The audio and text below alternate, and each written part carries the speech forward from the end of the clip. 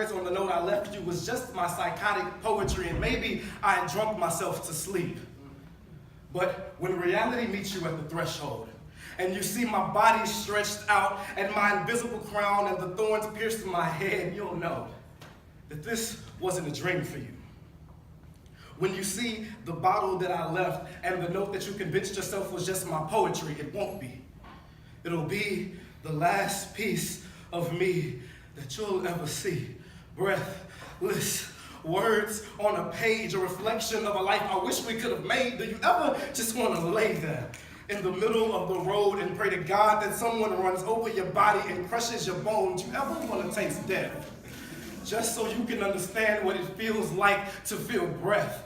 The last time I felt alive, I was met at my doorstep by heartbreak and misery. It gripped my happiness by the throat, and it made me feel so empty. It made my entire life feel like a distant memory. A thought, a blur, a blemish, just like my father. I knew it existed, but it happened too briefly for me to even remember. I'm sorry, The arrival of tragedy came on the third morning, left everyone who ever loved me in mourning. But how loud do ghosts cry at a funeral? How many views will my body do when I can no longer go live? When the whiskey at the end of the bottle no longer makes me feel alive, and I can no longer lie behind the poems? When the message in the bottle no longer reaches you, or did it ever reach you? When I cried out that I needed you.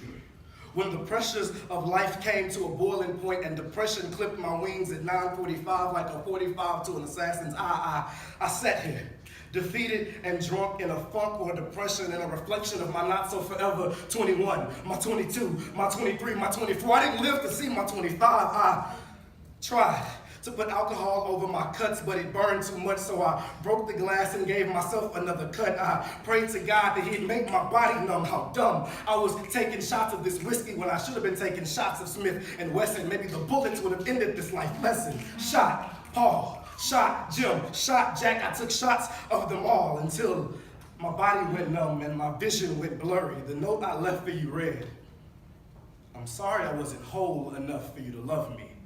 But every person before you took the best parts of me, and I'm not sure how many invisible I'm sorries I can pretend to read in message threads between me and sillier me. I didn't mean to drag you into this conspiracy with my insecurities. It was supposed to be just me in this broken bottle, sweetie. I had just hoped that turning my melanin into red velvet would make you take my death more easily.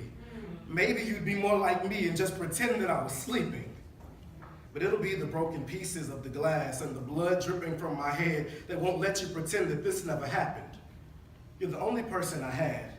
And I got tired of reciting these poems to you. I mean myself in my head. Dear old Reginald, I'm sorry you're dead."